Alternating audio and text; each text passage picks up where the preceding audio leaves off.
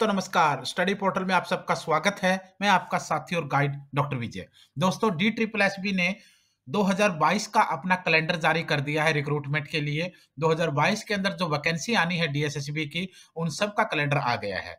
अब अगर वीडियो आप बाद में देखेंगे तो हो सकता है कि कैलेंडर के साथ साथ वैकेंसी भी आ जाए और पेपर भी हो जाए, लेकिन जो बच्चे अभी स्टार्टिंग में देख रहे हैं उनके लिए कंफर्म है कि कैलेंडर आ गया है, वैकेंसी के फॉर्म की डेट आ चुकी है, फॉर्म आ रही हैं। अब आप लोगों के लिए सबसे बड़ी समस्या कि सर एज लिमिट क्या होगी, क्योंकि DSSB इस मामले में बाकी बोर्डों से थोड़ा टाइट है। यहाँ पर एज रिलैक्सेशन कम मिलती है, एज जो है वो बच्चों की कम रखी गई है और कोशिश की जाती है कि जो यूथ है वो टीचिंग लाइन के अंदर ज्यादा आए ताकि हमारे एजुकेशन सिस्टम को यूथ या यंग रखा जा सके। तो आज हम इस वीडियो में एज लिमिट की बात करेंगे।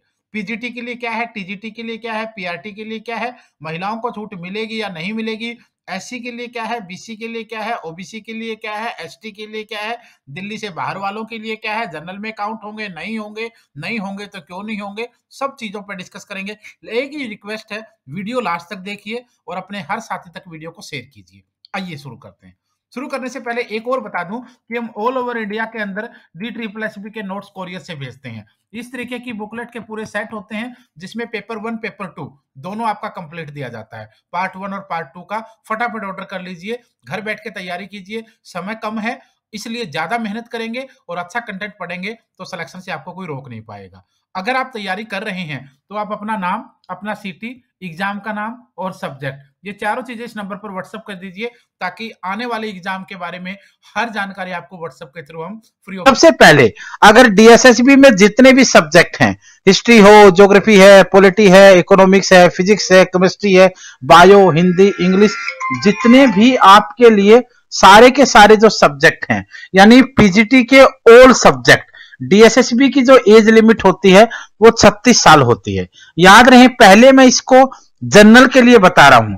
जो जनरल कैटेगरी के कैंडिडेट हैं उनकी बात हो रही है, उसके साथ रिलैक्सेशन की बात करेंगे। तो DSSB के अंदर ऑल पीजीटी पोस्ट जो है वो 36 साल की एज लिमिट होती है। DSSB टीजीटी के लिए जो एज लिमिट होती है वो 32 साल की होती है। DSSB पीआरटी के लिए जो एज लिमिट होती है वो 30 साल होती है। और उसके साथ अगर म्यूजिक की बात करेंगे तो 32 साल होती है। म्यूजिक को टीजीटी में काउंट किया जाता है।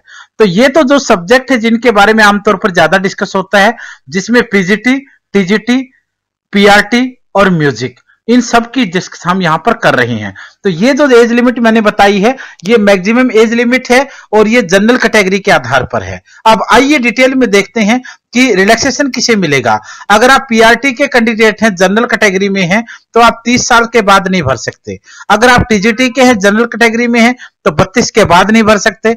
अगर पीजीटी में है 36 के हो गए और जनरल कैटेगरी में है और स्वस्थ हैं यानी फिजिकल हैंडीकैप्ड में नहीं आते तो आप 36 के बाद नहीं भर सकते। अब संभावनाएं क्या है, छूट किसको मिलती है, कितने साल की मिलती है, किस कंडीशन पर मिलती है, इसको भी एक बार देख लेते हैं। सबसे पहले देखिए, अगर एज रिलैक्सेशन की बात करेंगे, छूट की बात करेंगे, तो जनरल कैटेगरी के लिए इसमें कोई एज रिलैक्सेशन नहीं है।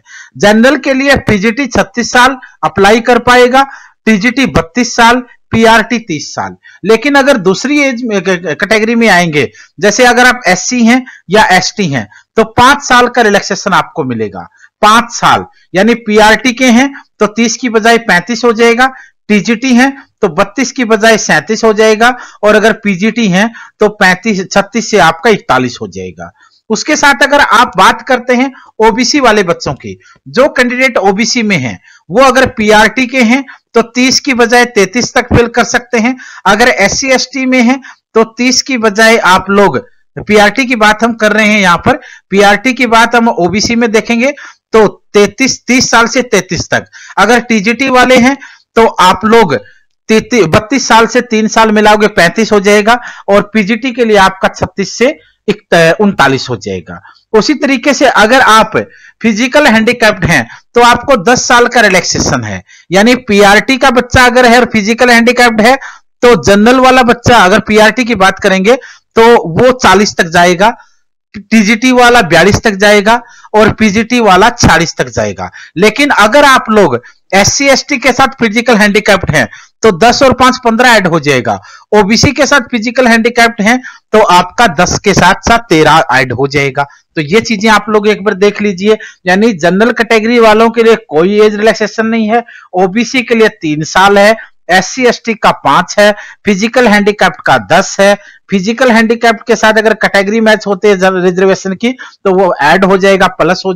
अब क्वेश्चन बच्चों का आता है कि सर अदर स्टेट वाले बच्चों का क्या होगा। दोस्तों डीएसएसबी अपने नोटिस में हर बार लिखता है कि other state candidates will be counted in general category only. यानी अदर स्टेट यानी अदर राज्य के बच्चे, दूसरे राज्यों के बच्चे, दिल्ली से बाहर के, यूपी हो, बिहार हो, हरियाणा हो, पंजाब हो, राजस्थान हो, मध्य प्रदेश हो, कर्नाटक हो, महाराष्ट्र हो, तमिलनाडु हो, कहीं भी हो, दिल्ली से बाहर के जो बच्चे हैं, दिल्ली से बाहर के जो बच्चे हैं, वो बच्चे जनरल कैटेगरी में काउंट किए जाएंगे। उसका मतलब ये होता है कि मान लो आप लोग ओबीसी हैं और आप किसी और राज्य के हैं, हरियाणा, पंजाब, दिल्ली से बाहर कहीं भी, हरियाणा, पंजाब, यूपी, बिहार कहीं भी, अगर आप ओबीसी के बच्चे हैं तो आपको जो एज का रिलैक्सेशन है वो नहीं मिलेगा, बिल्कुल नहीं मिलेगा। मान लो पीआरटी में एज 30 है, अगर आप किसी और वैकेंसी, अगर आप दिल्ली के हैं तो आपको 3 साल का रिलैक्सेशन मिल जाएगा।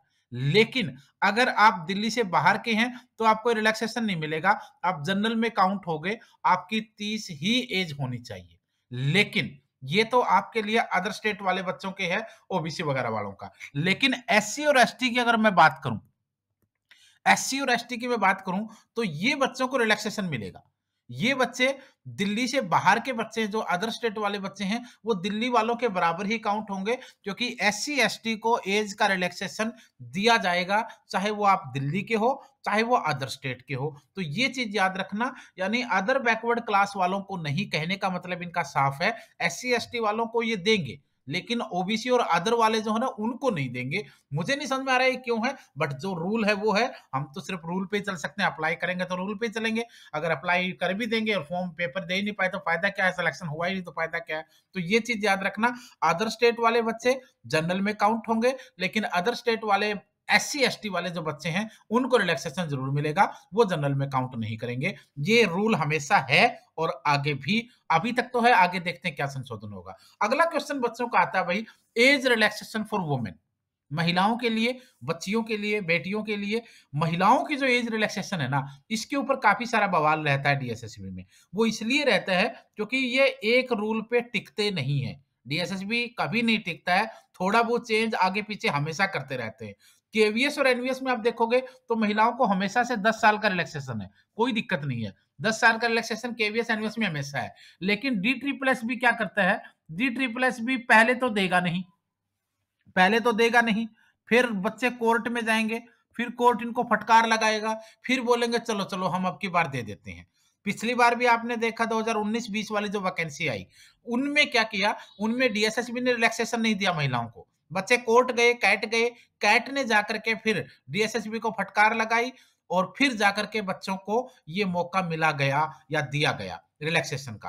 हालांकि सख्ताई इतनी कर दी थी डीएसएसबी ने कि लग रहा था कि नहीं देंगे, क्योंकि इन्होंने कानून भी बनाने की तैयारी कर दी थी, ऑर्डिनेंस भी लेके पास कर चुके थे। लेकिन कैट ने कहा कि आपने गजट में नहीं दिया तो आपको बच्चों को बताया नहीं, तो इसलिए आप दीजिए। तो ये तो था पिछली बार का। अब की बार एज रिलैक्सेशन मिलेगा या नहीं मिलेगा, सच्चाई में ये बता रहा हूं, फेयर बिल्कुल सच्चाई ये है कि दोस्तों अब कुछ नहीं कहा जा सकता। कोई आपको बोल देगा मिलेगा मिलेगा, डरिए मत, कोई आज बोल देगा बिल्कुल नहीं मिलेगा, आप छोड़ दीजिए पढ़ाई, बिल्कुल कुछ नहीं कह सकते। जब तक नोटिफिकेशन नहीं आता तब तक ये चीज क्लियर नहीं हो पा रही है। होप जो कि मिले, अच्छी बात है मिले, और अगर 1% नहीं भी मिलता है तो कोर्ट का रास्ता हमारे लिए फिर भी तैयार है। पिछली बार भी हम सब कोर्ट गए थे, अब की बार भी कोर्ट जाने के लिए तैयार हैं, और कोशिश हमारी ये रहेगी कि महिलाओं के लिए, बच्चियों के लिए एज रिलैक्सेशन तो कम से कम दिलाया जाए। क्योंकि जो स्टडी का टाइम होता है, जो अपना करियर बनाने का टाइम होता है, उसमें से 8-8, 10-10 साल ये बच्चियां परिवार के लिए देती हैं, और वो समय इनको आगे मिलना चाहिए। यही वुमेन एम्पावरमेंट है, यही महिला सशक्तिकरण है। और अगर ये आप नहीं दे पा रहे हैं तो वुमेन एम्पावरमेंट कुछ नहीं, महिला सशक्तिकरण कुछ नहीं। आप इन लोगों को रोजगार का मौका ही नहीं दे पा रहे हैं तो फिर कहाँ का सशक्तिकरण।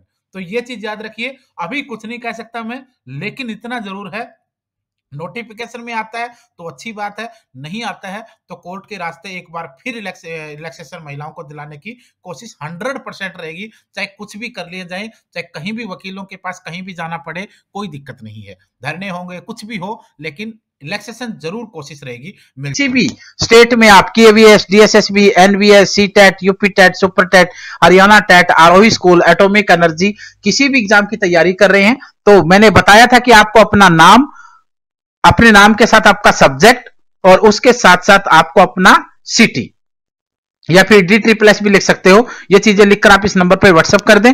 अगर स्टडी मटेरियल चाहिए तो कॉल करके या व्हाट्सएप पे मैसेज करके बाई कोरियर मंगवा सकते हैं। पूरे